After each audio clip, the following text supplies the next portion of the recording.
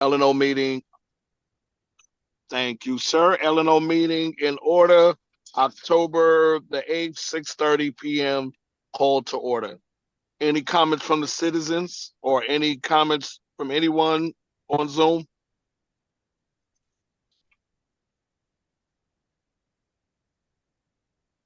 I don't see anything in the chat, and it looks like just our usual attendees.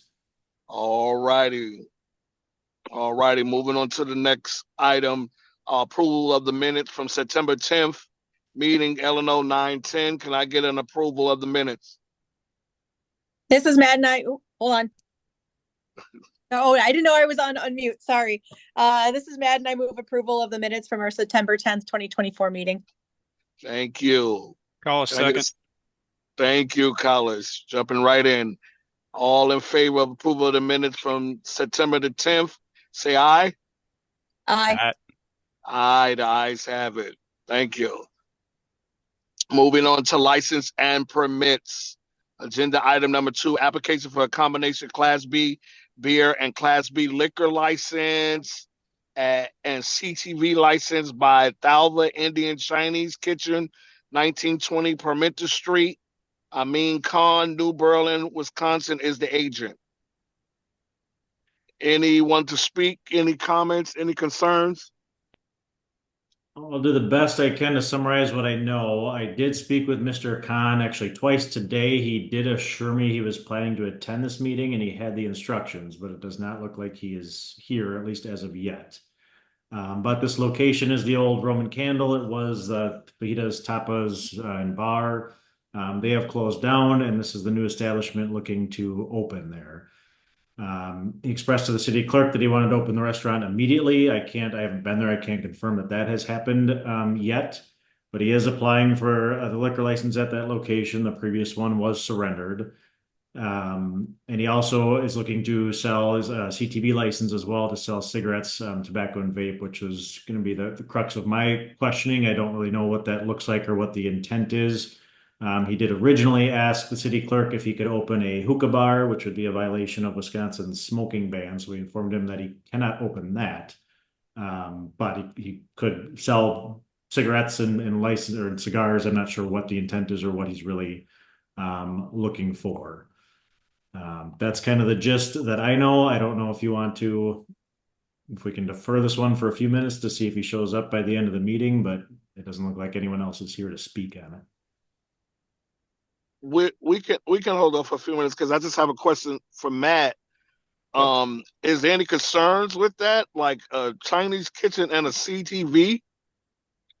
Well, yeah, it's a little unusual since you can't use any of these products on the premises. Yeah, that's what I'm saying. That's my concern. Given the previous question, I mean, I would have thought that the response that you can't have a hookah bar would have resolved this. So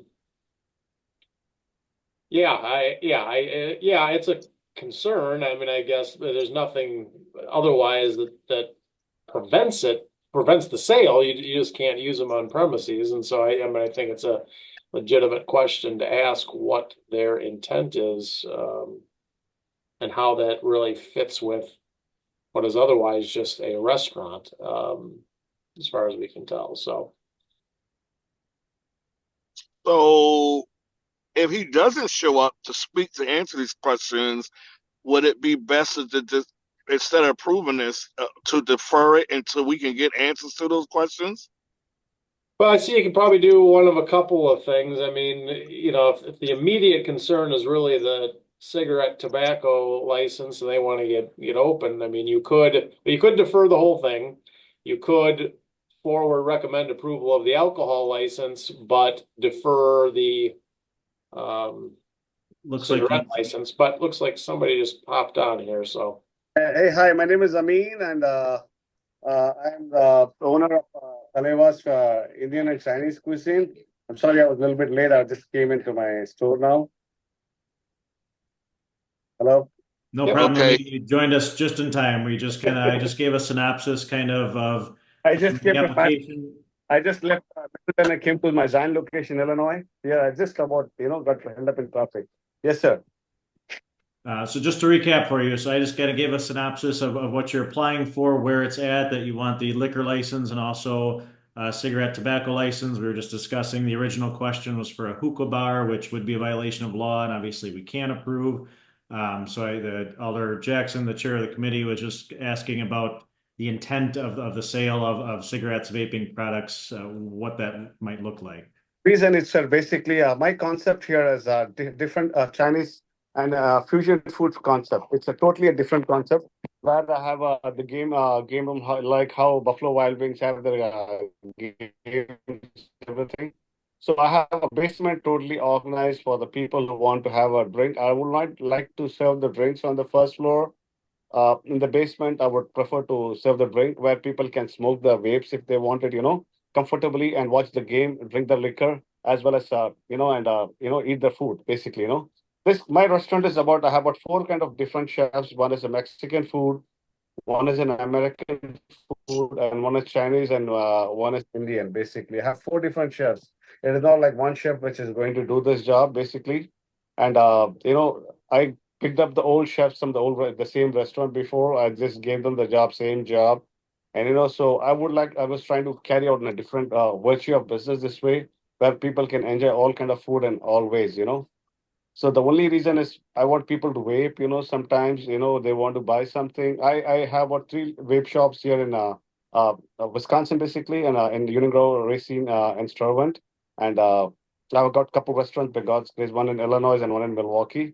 Actually, this is it's going to be a biggest project, basically. So I was trying to do something different where people can watch their game, smoke. Sometimes, I would, because hookah was trying to have a hookah, and hookah was, Lori was telling that hookah cannot be given because you need to have a grandfather license for it. I know what it means, basically. So I was thinking, fine, okay. So at least I can have the people can vape inside, they want to do it, So I can have a separate section for them, have about 10, 15 choices, where I can carry there so they can buy along with the beer if they want it. They don't have to go out. It's not going to be really a white choice of tobacco. It's going to be sold.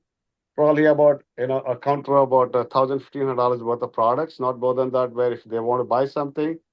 And it is going to be just a trial for me. If it doesn't work, probably, it's just a guessing, I'm hoping, it's going to really work out, Uh, so it's just a trial. I don't know whether it's going to work or not. It's going to be a new concept I'm trying to get launched inside a restaurant. So it may work, it may not work. If it doesn't work, probably, over a period of time, probably, I'll take it out, nothing else. So what sort of products was your intent to allow? You're saying you want to allow people to smoke on site still, like within the restaurant? No, not outside the restaurant, backside. I have a place backside. But if they want to buy, they can buy from a product place, normally. So they want to smoke, they don't have to go outside. So there are no, probably I can say not a lot of vaping place around the place, probably about a mile there next to Umber on University Avenue. Some people come in, they want to stay till night, they want to buy something. It's just a convenience, nothing else. I'm just trying it, nothing else. It's just a convenience. I just want to clarify for the committee because I thought I heard you say on your initial that your plan was to kind of have smoking on one level or in the basement. And No, I'm going to keep the smoke products in the basement level, not on the top level. I'm trying to keep the smoke products as well as the beer in the ground level. First level, I'm not keeping anything basically. So people who want to drink, who want to watch the football games, I got some sports channel there. So if they want to watch something, they want to buy something, they don't want to leave the place, they want to enjoy. So I have the, vaping products there with me. They can buy from me and have a backside, have a, very good parking spot, so they can smoke there and come back, so they don't have to really, move around a lot, just don't have to lose that enjoyment what they are facing there, at the point of the game, nothing else. Okay, And so I mean, and Tyler and Matt, I need some clarity on this too because I'm hearing the same thing. I think there needs to be an understanding that they can't vape inside the place. They can't be vaping on Yes, inside the, because that's what I thought I heard too, Tyler, that there was going to be yeah. vaping downstairs. No. Vaping, I'm trying to keep the vaping products downstairs. Sorry, I would have miscommunicated it. There is no smoking inside the property because the food is served there. There may be kids may be there on the first floor. Lot of people are going to be down that down floor. I would not prefer anyone to smoke in the product. In the building, basically, when I'm serving a dining place, basically, I would no one can smoke. Basically, I think that's what it is. So just so to clarify then, so I think what I'm hearing is you're going to sell the products downstairs, maybe have like some sort of counter or something down there that's where the point of sale would be. Behind the beer counter, I have some small slot which is already mounted in the wall with the old owner. So probably I may keep it. I'm not really insisting. If you want to give it, I'll be thankful. If it's no, if you feel no, I mean it's not going to help, I can go with the board. That's not a problem. I'm just trying for to bring in more customers because that property uh has been not making enough money from past 3 to 4 years. The property was always in negative. Who were the tenants came in, they were they couldn't pay the bills or they couldn't pay the rents, they're walking off. That happened. Now the reason I'm trying to do all these things, investing a lot of money on this project basically is, if you get a chance, probably after a week you can see, uh, it's going to be a lot of changes in it. I'm trying to bring in a lot of promotions, a lot of ads campaigns are going in through the link publicities too. Online promotions are going. I'm trying to do something different where customers come in. So it's just I feel that it can be an added advantage for me, to keep that when the customers come in. If we go to the restaurant, probably may eat when they get vape also.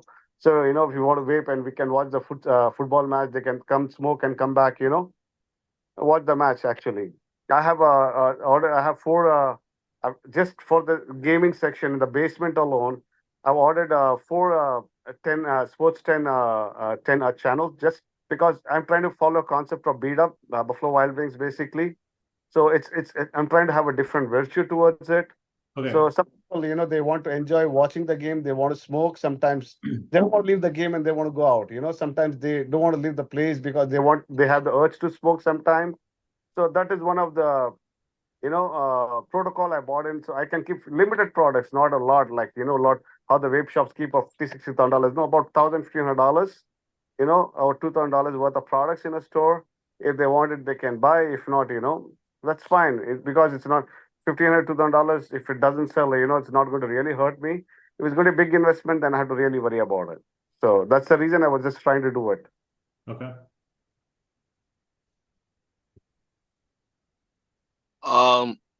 Alders, any comments, any feedback? Yeah, I'll be 100% honest. I'm not super comfortable with the idea of selling tobacco and vape products out of a restaurant in a bar situation where the expectation for the customer is going to be that they can consume those products on site, and they can't.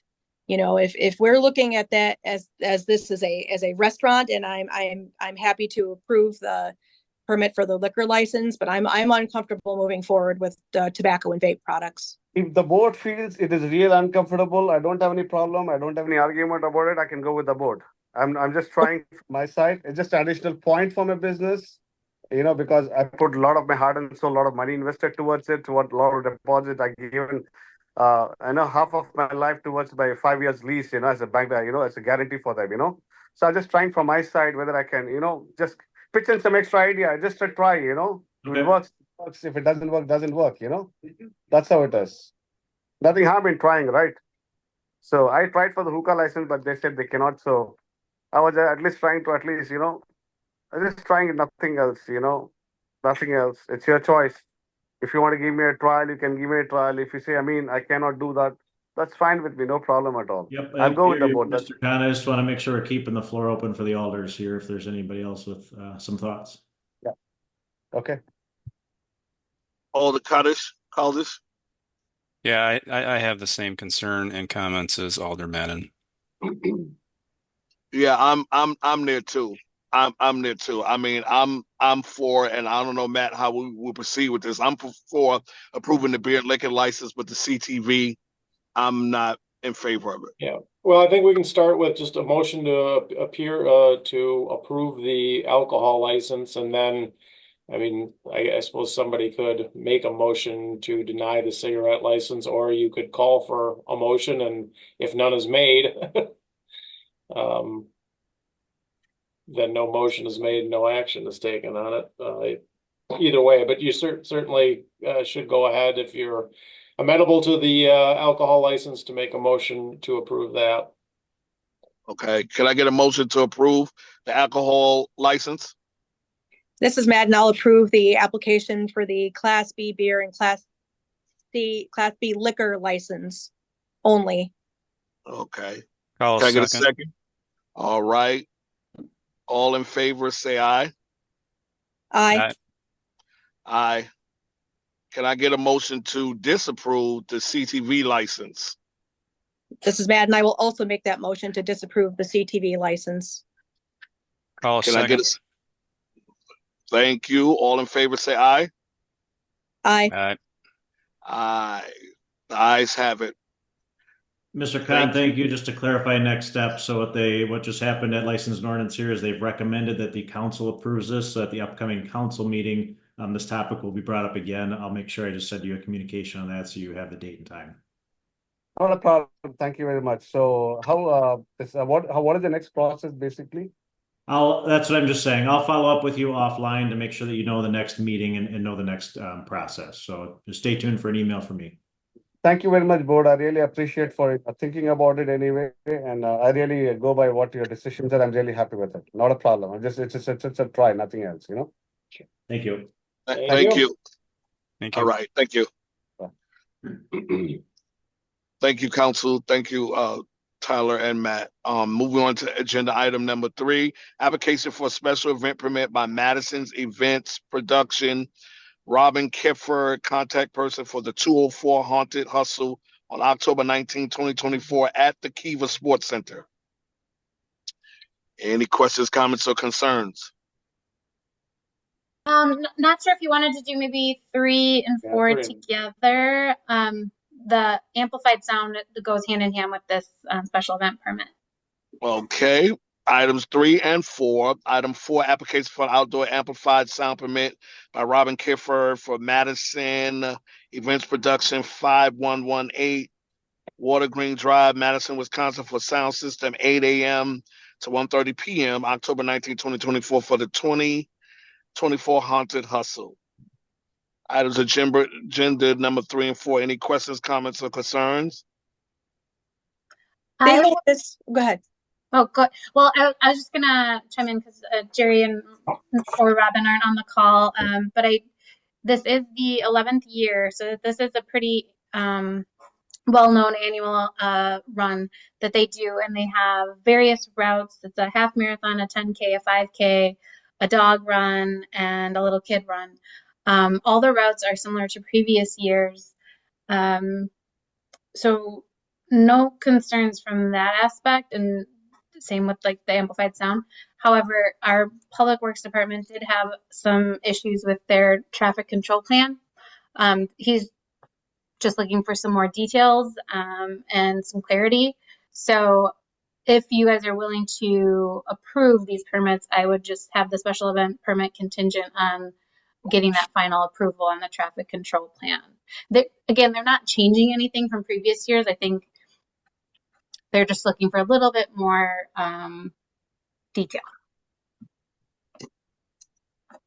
And one other thing I'll just bring up from the police department side, and I've already discussed this with Laura, but some of the specifics of the event this year came to us kind of late. I didn't have a ton of time to interject, but this one, they are requesting 4 officers, which has been standard a number of years. It's been a great event with great turnout. I by no means want to poo-poo the event, but at some point within the past couple of years, that start time has changed, and it's now a little bit later to about 10 a.m. for the major run. And staffing wise on a Saturday, that has been very, very difficult for our department to fill. Last year, myself, another captain, our detective lieutenant, and an SRO all came in on our off days to fill the 4 spots that were needed. And part of the problem, not only in addition to staffing issues like everybody has, But the time frame of this makes it very hard for us to join it with another officer shift. So typically, if this were at say 8 a.m., I could have some third shifters, even if they don't want to stay, we could force them to stay potentially, cover the couple hours of the event, so we're not having to order people in on their off day. We're all happy to come in and help out. That's why we did it last year. We'll do it again this year to make it happen. But I did have a communication with Jerry, just asking him to look at exploring if this was started at 8 a.m. or 1 p.m. It would be a much easier resolve our staffing issues and give us some additional options from the police department side of things. But again, too late to change that this year. I didn't pressure him to do that at all, given it was less of a month. They've been promoting their event. We get that, but it's something I would really urge them to look at in future years. Okay. Alder Madden, you had something to say? No, actually, my questions were answered. So that's Okay. exactly what I did was what was the routes and about the traffic control. So Okay. Well, can I get a motion for items agenda 3 and 4, application for a special event permit by the Madison Event Production, Robin Kenford, contact person for the 2024 Haunted Hustle on October 19th at Kiever Center, and also for the amplified sound permit by Robin Kenford for the sound system 8 a.m. to 1:30 October 19th for the 2024 Haunted Hustle, pending final approval. this is Madden. Also move. Can I get a second? Kalish, I'll second. All righty. All in favor, say aye. Aye. Aye. Items number agenda 3 and 4 have been approved. Moving on to number 5, application for a temporary Class B retailer's license to sell beer and cider by DMBA, 1834 Palmetto Street, Andre Van Ness, president, for October 10th, 2024 for the Sip and Stroll beer and cider edition using approved plan DMBA 2. Any questions, comments, or concerns? I'll just chime in and note that this is in follow-up to their special event permit that they applied for back in July. They just didn't have the specifics of this kind of all figured out. And what was submitted in the packet, I think we were still waiting on 2 license numbers to come back. And I did confirm with Lori Burns prior to the call tonight that those have been approved and the license have been issued. So that spreadsheet has been updated. But other than that, it is going to function extremely similar to their wine walk that they did in the spring. It's just beer and cider.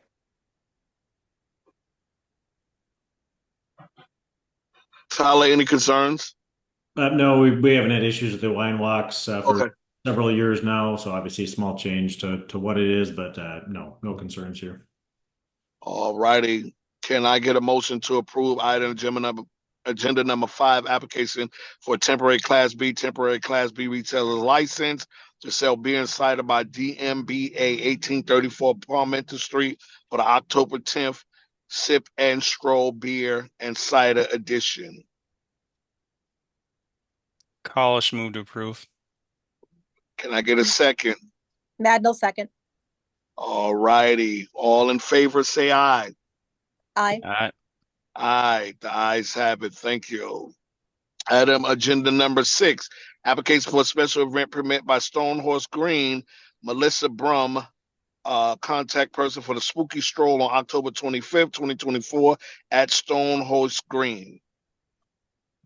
Any questions, comments, or concerns? I'll just chime in again. This is another. So we already approved a special event permit for this event, but that was for the DMBA portion. That is really just the trick-or-treating from 3 to 5. This is more of the programming that will take place at Stonehorse Green. So a little bit later, they plan to go till 6, and it's more of just kind of music and crafts in the Stonehorse Green space. They are looking to close down that L surrounding Stonehorse Green.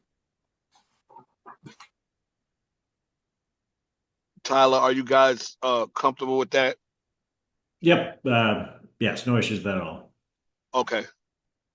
Okay. Well, can I get a motion to approve agenda item number 6, application for special event permit by Stronghold Green Melissa Brom is the contact person for the spooky stroll on October 25th, 2024 at Stonehouse Green. College move to approve. Thank you. Can I get a second? Madden will second. All righty. All in favor, say aye. Aye. Aye. Aye. The ayes have it. The application has been approved. Moving on to miscellaneous 7. Item number 7, discussion regarding downtown parking restrictions. I guess I'm gonna let you have that, Tyler. I'll do my best to summarize again. So, city administrator just sent me a message looking to have this start with you all at an LNO meeting. But essentially, this stems from the owner of the Village Green has proposed some changes to the downtown parking restrictions. I believe he spoke at a council meeting a number of weeks ago to kind of bring these up. He followed up with an email communication to some alders and the mayor, it looks like. But essentially, he's looking for 2 main things. One, to extend the parking limit from 2 hours to 4 hours. Part of that is just some other things I've heard from those concerns are give the employees an ability to park closer, given that 2-hour time frame. And his second issue is eliminating that 2 to 4 a.m. no parking restriction. So essentially would allow people to park in those spots overnight. Just to give some other history or context to these, so the 2-hour parking restriction was put into place in conjunction with a study of the downtown parking area in 2013 that kind of confirmed the need for it. But the thought process is parking is obviously limited. So to maintain access and keep spots coming open, so people can have access to the buildings, that's why the 2-hour restriction was put into place as opposed to something longer, or that has been maintained. As to the 2 to 4 a.m. restriction, I did speak with Sean Sowski just to confirm the public works aspect. But part of that is to be able to clean that area, particularly for snow removal overnight. There obviously isn't an alternate side type situation in that whole L. It's a pretty small area.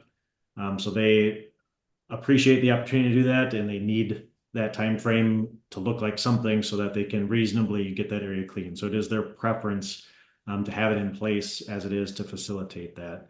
Just additionally, one thing I know I've heard over the years about that overnight parking restriction are it would enable people to drive and get a ride home or an Uber, perhaps to get rid of an OWI type situation. One thing for that from the police department side of things, when that has happened on rare occasion where we are involved in a call or someone calls us at that time of night and they're unable to move their car, we have granted them what we call a parking alibi and essentially allowed them to park there overnight, just understanding that obviously we'd rather have the car there than have someone driving intoxicated. So that isn't a long-standing thing or an open rule that we can offer for everybody, but in some rare circumstances when we encounter it, we've been reasonable with that. But that kind of summarizes, I think, best I can, the opinions of kind of city staff and why those restrictions are in place the way they are. But obviously, at least one business owner is proposing some changes. Matt, could you chime in? Any feedback on this? Any issues or any concerns? Well, I mean, these parking regulations were set up, as Tyler said, from parking studies we've done. And, I mean, legally we can do it really whatever we want. I mean, if you want to change something, go ahead and change it. But, I think there has been kind of a delicate balance that has been struck by this. And there's always a lot of competing concerns. And, I think, there may be other ways to sort of address some of these issues. And one of the things I remember in that parking study was just, expectations that get established, in Middleton, well, maybe in reverse, you look at a bigger city, I think a lot of people accept that, if you're going to go to, downtown Milwaukee or even downtown Mass, you're not necessarily, the expectation doesn't exist that you're going to necessarily be able to park right in front of or on the same block as the place you go. You go and park where you can find a parking space, and you might have to walk several blocks. And we do have longer term parking options in the downtown area, and the parking study kind of indicated that that would have to be an adjustment that people would have to make, and having these shorter term parking stalls for people going right in and out to stores, and kind of forcing people to discover these more outlying spots, which in comparison to other places really aren't all that far, but the perception is that they are. So I don't know how curious you are to think further about this, and it might be, if you want to entertain this more, it might be interesting to get a wider perspective. I mean, this has just come from one business owner. It might not be a bad idea to get some input from downtown Middleton Business Association, and see if there's any broader concern through other businesses. But even then, I think we should tread very carefully before you just start changing the parking dynamics downtown. So I don't know if maybe this is something that you want to take a little break and spend a little more time taking a look at that parking study, maybe getting a little better idea exactly where all these. So Tyler, do you understand the request to be just to change the regulations that are in the L there by the Stone Horse Green and Village Green? Or I was at the council meeting, and I remember talking. I don't remember though the specifics. I read the email as being a little bit broader, the downtown area. Yeah, my understanding reading him, I don't think he's talking about just the area by the Village Green. I think he's talking about the downtown area as far as that more parking. Yeah, I was not at the council meeting. I don't know if there was something more narrowly focused there, but I didn't think so, but maybe. And that 2 to 4 a.m. restriction would be, that's the entire essentially L shape there around Stonehorse Green that I assume he's talking about. Right. Well, I'm in favor. I mean, there's nothing we have to vote on anything. This is just a discussion, right?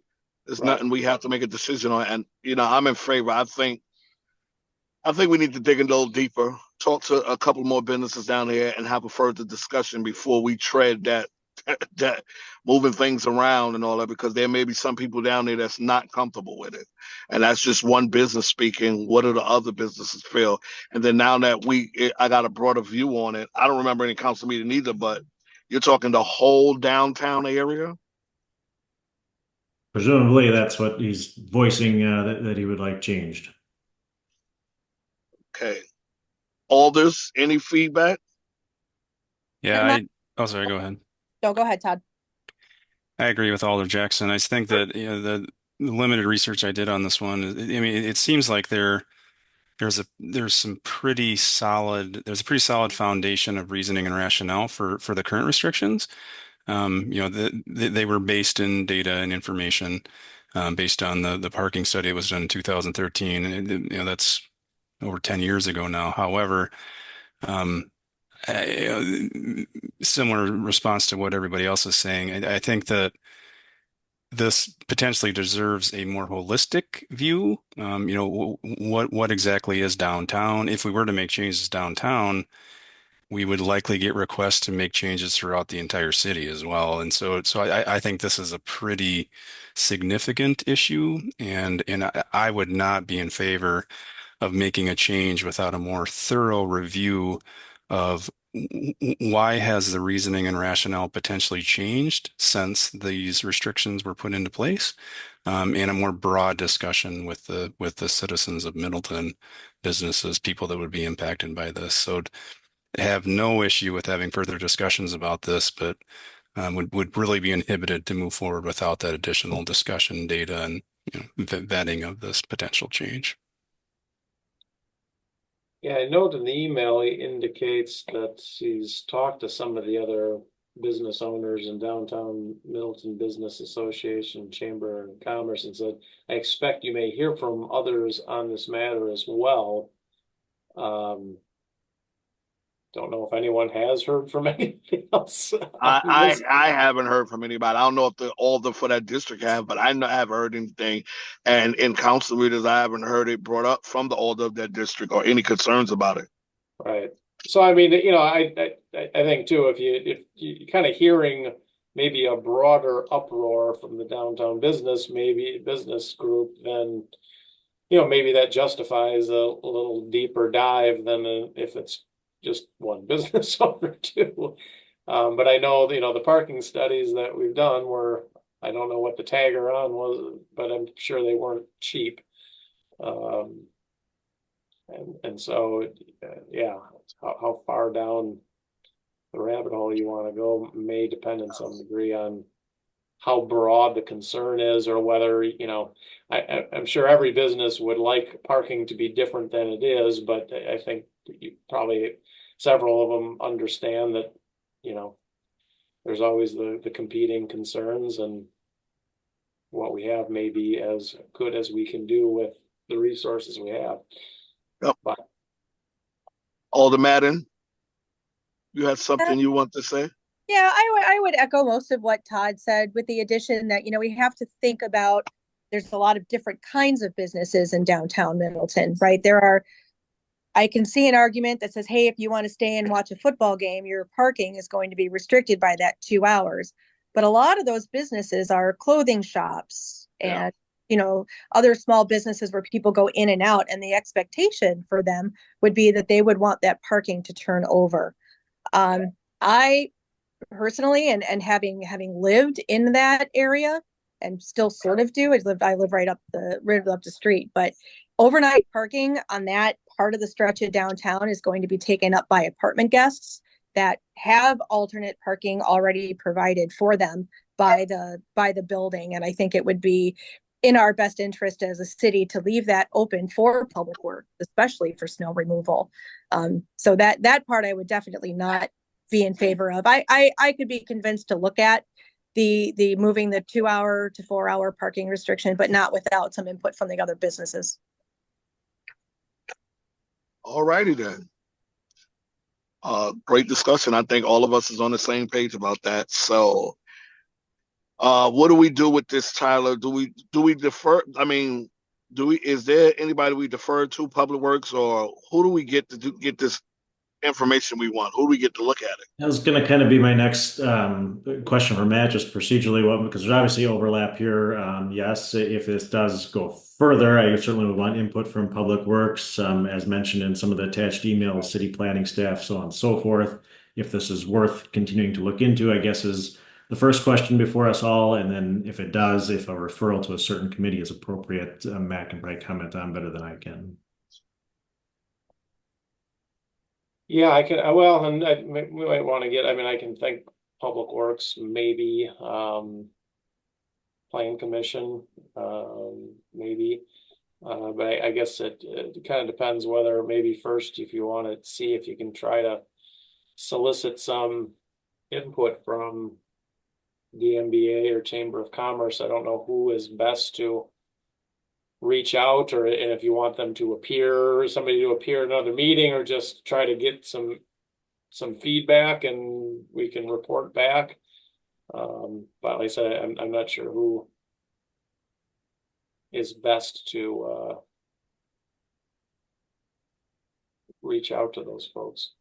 Yeah, I'm happy to do that if that's something that you all want, is just that feedback. I just don't want to exclude any part of that either. I guess I have reached out to at least Sean Stowski, so it's not the broader Public Works Committee, but we at least do have his input. I can reach out to DMBA and the Chamber, see if they'll give a statement or want to speak at our next meeting if that's helpful. Yeah, I think that's best, Tyler. Sean, DMBA, Chamber, and if any one of them choose to speak, so we can get some more input and feedback. So if you could do that, that would be great. Sounds good. We'll plan to keep that then for the miscellaneous discussion for next month, and we'll see what I can get from them. All righty. Thank you. Well, there's no more agenda items at this time. Our meeting stands adjourned. Thanks, everybody. Thanks, you. guys. Have a good Everybody night. have a good night. Thanks, everybody.